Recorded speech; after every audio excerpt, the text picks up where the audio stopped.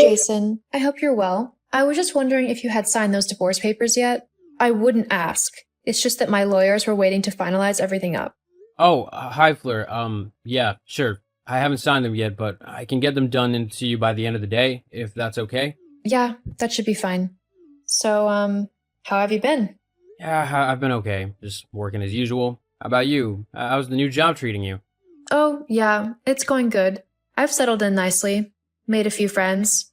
I'm actually going out with a couple of the girls from work this weekend to try and get to know the city a bit better. Oh, that's good. Hopefully you'll have a bit of fun then. Oh, yeah. Hopefully it'll be okay. Have you been up to much? Oh yeah, I've just been getting stuck into work really. It's been really busy lately. I've hardly got any chance to actually go home. I feel like I'm living at the office more than not. Yeah, I remember those days. Huh? What do you mean by that? I just mean that when we were together, you were at the office a lot. You hardly had any time to spend with me. That is kind of why we split up. Well, I guess, but I wasn't the only one who caused us to break up. It took two people to split this relationship up. What are you on about? I didn't do anything. Oh, please, you were constantly nagging me and telling me to do everything under the sun that you could think of in the house. You also moaned at me about how much I was working, and I know that it was a lot, but it was the only way to afford the house we were living in and the lifestyle we were living as well. Yeah, well, I guess you're sort of right. But I mean, you were the one who was mainly at work or something. Although, I guess my new job opportunity didn't help things. Yeah, that had you out of the house a lot more once you had decided that you were going to take it. I'm happy for you, but it was the final nail in the coffin for us. Do you really think that was what did it? Well, I don't think it helped any. Well, I guess not. But as long as you're enjoying yourself, that's okay. Some couples just aren't meant to last. Yeah, I guess. Though it probably didn't help that you started seeing that guy at your work. Excuse you? I didn't start seeing anyone whilst we were together. Where on earth has this come from? Since when did you start accusing me of cheating on you? Oh, please, you can drop the act now. I know that you started seeing him near the end of our relationship. It was incredibly obvious. All that time you were spending at the office. Did you really think that you had me fooled? It wasn't a very good lie. I wasn't lying. I was at the office and I was working. I would never cheat on you. Or anyone I was with for that matter. I'm definitely not that kind of person. Then why were you spending so much time with him? Every other word out of your mouth at the time was how you and, what was his name again? George? His name was Joe. Ah, that's right, Joe. All you could talk about was how you and Joe had so much work to do and how you both needed to pull loads of overtime to get your work done on time. If there was ever a more blatant lie or poor cover-up, then that was it. No one spends that much time with someone, even if it's for work, if they don't like the person that they're with. Well, of course I liked him. Joe was my friend. We worked together for quite a few years as we both started at the same time. We helped each other through a lot of difficult times, both in our jobs and in our personal lives. In fact, I knew Joe before I'd even met you. Surely if I had wanted to be with him, I wouldn't have dated and married you, right?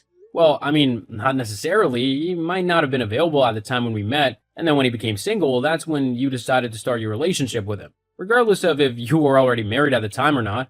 You really think that I would do something like that? You really think that I am that horrible? That I would just simply abandon you and betray you in such a horrible manner?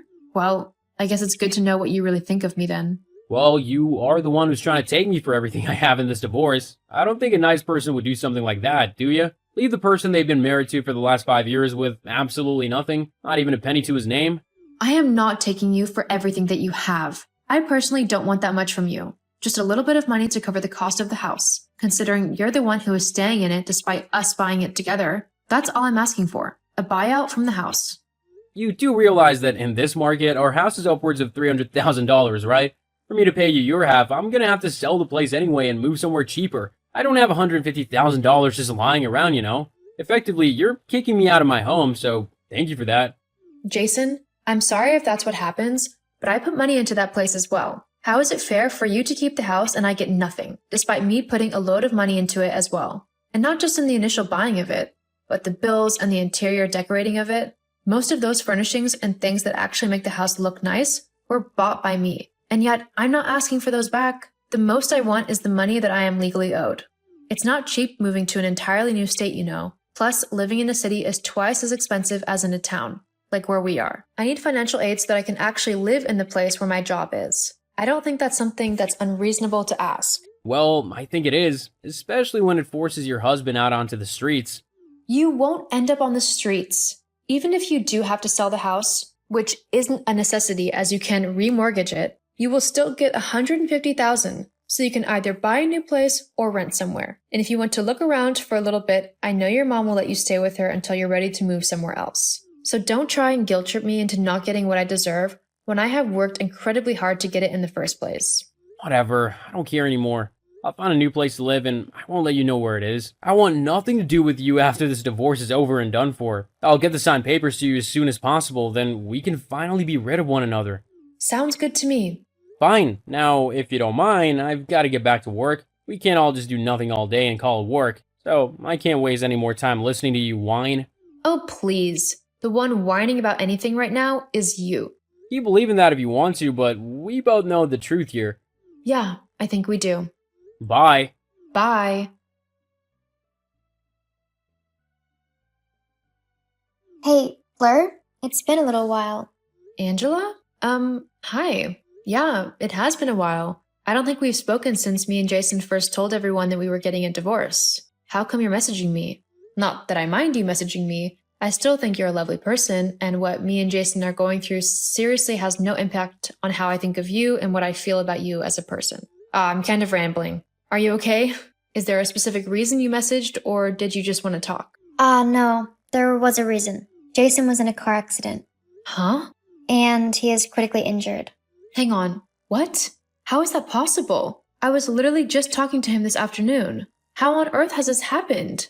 Apparently, he was on his way home from work after staying a little later at the office to finish off some work. He was just driving his normal route home when someone ran a red light whilst he was crossing it and smacked right into the driver's side of his car. It was a really bad wreck. Firemen were called, and they had to cut him out of his car. He was then airlifted to the nearest hospital, where he's been in intensive care all night. He's recently stabilized, or so the doctors say, which is why I thought I'd let you know. I'd have messaged you earlier, but I didn't want to say anything when I didn't know myself what was happening for certain. It was touch and go there for a while with him, and I was fearing the worst. Oh, Angela, that's okay. I just wish I could have been there to give you a bit of comfort and to make sure you were okay. Or, well, as okay as you can be in this kind of situation. Thanks. So he's stable now? What did the doctors say? How bad are his injuries?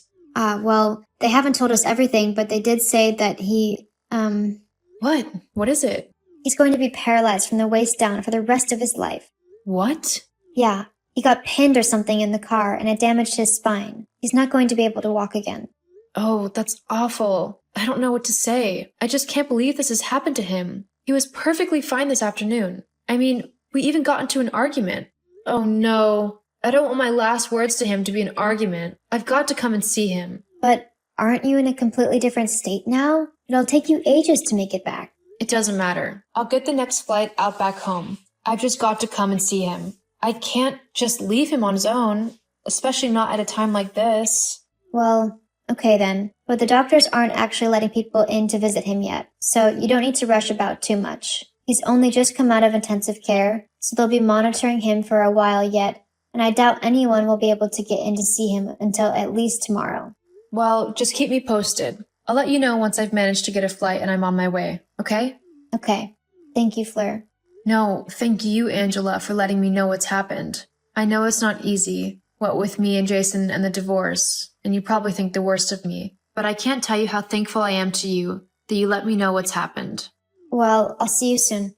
Of course. And if anything changes in the meantime, just let me know. I'll have my phone on me at all times. And if you're able to see him before I get there, and if he's awake, just let Jason know that I'm on my way. Okay. Well, goodbye. Goodbye. Hey, Fleur, how's the flight? Oh, they've delayed the flight for 2 hours. So I was supposed to fly at 23:30, but now I've got to wait until 1:30. And that's if they don't decide to cancel the stupid thing. I swear, I might just drive to the hospital. It'd probably be quicker than waiting for this stupid flight. Well, it's okay. You'll get here when you get here. We don't want another accident to happen by you rushing too much. You're right. I'm just frustrated and worried. How is he doing? Actually, he's woken up. He's asked me to send you some messages on his behalf. He's awake? That's great. How is he feeling? He's a little groggy, but that's to be expected from all of the pain medication. He's been asking after you, though. You just tell him that I'll be there soon. but I'm trying my hardest to get to him and that he doesn't need to worry, as I'll be there within the next few hours. Okay, I'll let him know. Also, tell him that I'm sorry about the argument earlier today. I didn't want to get into a fight with him, and it all just got a little heated. I'll also apologize in person when I get to the hospital, but I just wanted him to know I was sorry. He says that he's sorry as well. He said some things that were totally out of line and that he doesn't believe in at all. It's okay. We both said things we didn't mean, like how I want him out of my life. I don't want to lose him. I love him. He says that he loves you too. God, tell him that I've missed him these last few months, that I absolutely hate my new job and the city that I'm living in. I just want to be back with him. That's all I want. Jason says that's all he wants as well. He's missed you too. Okay then, we'll sort it out. But for now, tell him to just rest. I'll be there soon and I won't ever leave him again. Never? Not unless he wants me to. I'm afraid he's going to be stuck with me. He says he likes the sound of that.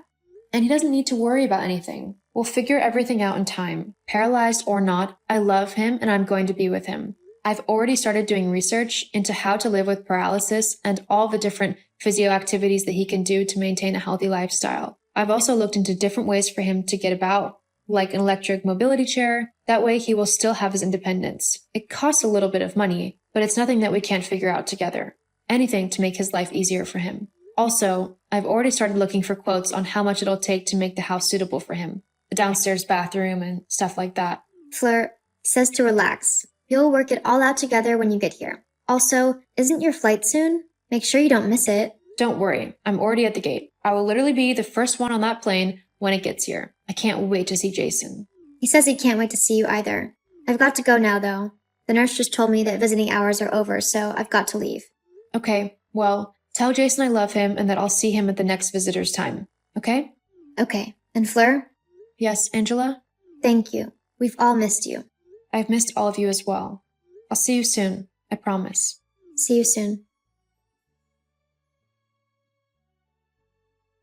I rushed over to Jason as soon as I could. Once I was in the hospital, I promised not to leave his side at all. Even when visiting hours were over, I would stay and sleep in the chair beside his bed. Sadly, the doctors were right in their prognosis that Jason would be paralyzed below the waist for the rest of his life. However, I did not let it stop me. The accident made me realize just how much I actually love Jason, and I couldn't fathom a life without him.